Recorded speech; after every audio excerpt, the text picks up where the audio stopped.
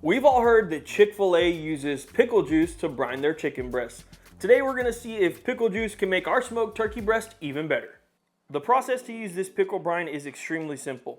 First thing we're gonna do is take the skin off of our turkey breast, and then we're gonna do a very light trim. I have an 80-ounce jar of dill pickles. All we're gonna do is drain all the liquid into a container, and that's gonna be our pickle brine. This came out to about 1.5 quarts of liquid. We'll drop the turkey breast into the brine, and this is gonna go into the refrigerator for the next 4 hours. After 4 hours in the pickle brine, it's time to take our turkey breast out. Now, I do recommend having some paper towels down on your cutting board and then having some handy on the side just to make sure we can pat this dry, because we don't want those juices going everywhere. We want to be as clean as possible.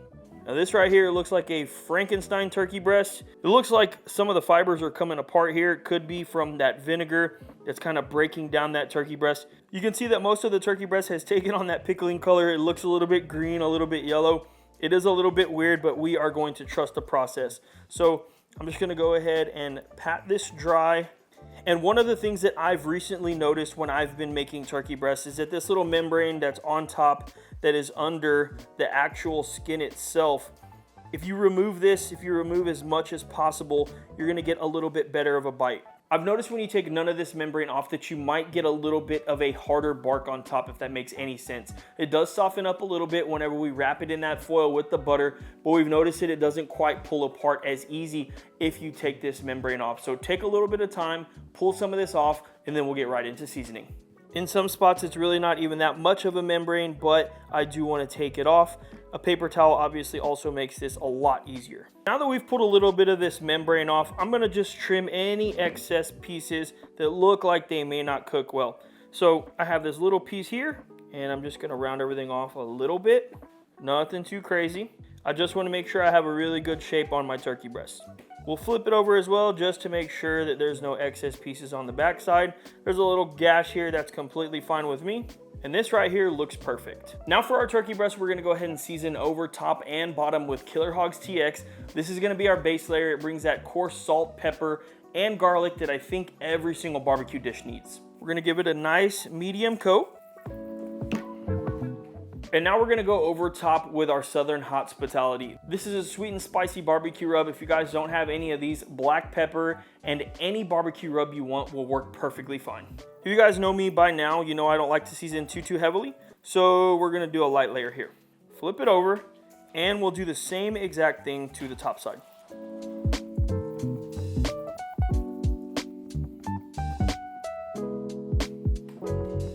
We're outside at our Gateway drum smoker running right at 300 degrees. We're gonna go ahead and put our turkey breast right on the grate. Close the lid up as fast as possible. Now, two things with drum smokers. If you pull that lid, there's gonna be oxygen going into that drum smoker and the heat can get out of control. So anytime you're doing anything, you wanna work really quickly just to make sure that you maintain your temps. The second thing is, it is likely to cook a lot quicker than anything that you're typically used to. Especially if you use a pellet grill or even an offset smoker, these are going to cook a little bit more direct. You can see that we did not have a water pan in there to deflect any heat. So this turkey breast is likely gonna cook faster than I'm used to. So to be safe, we're gonna let this run for 45 minutes, then we'll come back and check it. It's been right at 45 minutes on our pickle brine turkey breast. You can see this is picking up some really nice color. That's one of the beautiful things, again, about cooking on a drum smoker. It's gonna get that nice color. You can see right over here on the edges, it might be getting a little bit crispy, but that's okay with me. So since we're trying to go fast, now I'm gonna put my ThermoWorks smoke into the deepest part of this turkey breast, and we'll shut this lid back up. We're currently at 108 degrees and climbing, and now we're just gonna let this turkey breast go until 145 degrees internal. Now I know that seems low, but we're gonna talk about that in a little bit. We're shooting for 145 degrees, we'll come back then. It's been right at 1 hour and 15 minutes, and we're sitting at 143 degrees internal on our turkey breast. I wanted to talk a little bit before, because right at 145, I'm pulling this off and we're going inside. In just a few minutes, we'll talk about poultry pasteurization, and I think that that chart is very important to understand, especially when you're cooking poultry. You can get a better product without taking this fully to that 165. You just have to trust it. This comes directly from the USDA. I'm gonna leave a link in the description. We've hit our target temperature of 145 degrees internal. Let's go ahead and take this turkey breast off. Now we're instantly gonna come inside and we are going to put our turkey breast top side down in 2 pieces of foil with 1 stick of Kerrygold butter.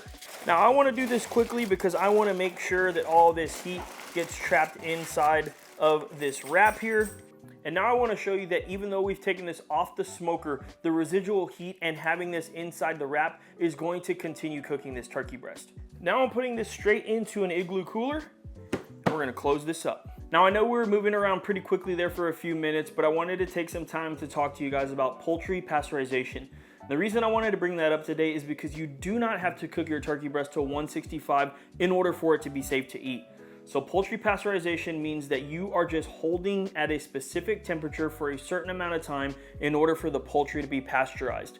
Pasteurized means that it's killed off all of that bad bacteria like salmonella, and it makes this poultry safe to eat. This comes directly from the USDA. This is not something that I've made up myself. Now, if you get your turkey breast to 150 degrees, all it has to do is stay at 150 degrees for 2 minutes in order for it to be fully pasteurized and safe to eat. We're already almost at 149 degrees internal on that turkey breast. And that's just from the residual heat, putting it inside the foil and then putting it directly into this Igloo. If I had to guess, this is probably gonna get around 152 to 153 degrees. We'll show you that ending temp here in just a little bit. Exactly 1 hour later, I'm gonna take my turkey breast out of my Igloo. I'm gonna unwrap my turkey breast. And I can tell you right now that this smells incredible. It doesn't quite smell like pickles, but I could tell you that it just smells really good, like a really good smoked turkey breast. I'm gonna pull that probe here. It is still hot inside this foil. We'll take it out of the butter. Everything looks really nice. One of the things when you let this rest in that butter, you'll see the color softens up a little bit. It's not gonna be as dark. This part right here is still a little bit dark because it wasn't resting in the butter that whole time, but that's completely fine. Let's go ahead and slice this up.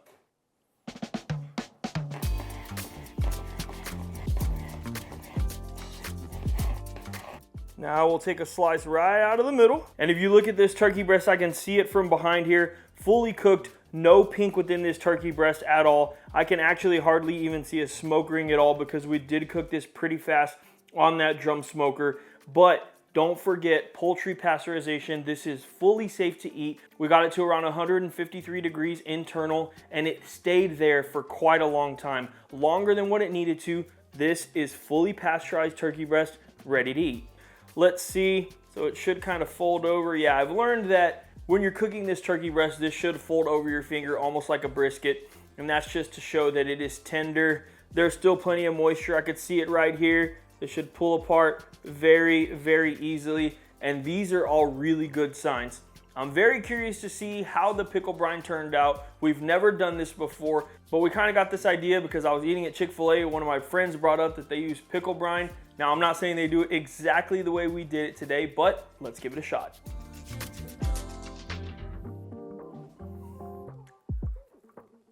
I am truly obsessed with smoked turkey breast. I don't think you can give it to me a way that I wouldn't enjoy it. This right here is packed full of moisture. It has a great flavor, and I do get a little bit of that pickle brine coming through. It's not overwhelming. It's very, very subtle. It's very, very light. Pickle juice has all of those sugars, those salts, that vinegar in it. I think it helps break down that turkey breast, and we've talked about it before. A brine is going to be your water, sugar, and salt. Anything extra is just added flavor or aromatics, but having those key ingredients in a brine, especially the pickle juice, is just gonna make for a really good bite of turkey. Especially if you enjoy something like Chick-Fil-A, I definitely get that vibe there, and I'm not even exaggerating. Maybe I'm looking for it in my brain, but I definitely get it, and I think that this is a major success. As always, I really appreciate you guys. We appreciate you guys tuning into this video. Thanks. Look at this. Juicy, wiggly. Oh, and it comes apart like butter. What did I say last? As always, we really appreciate you guys seeing this video. Thanks, and we'll see you on the next one. So good.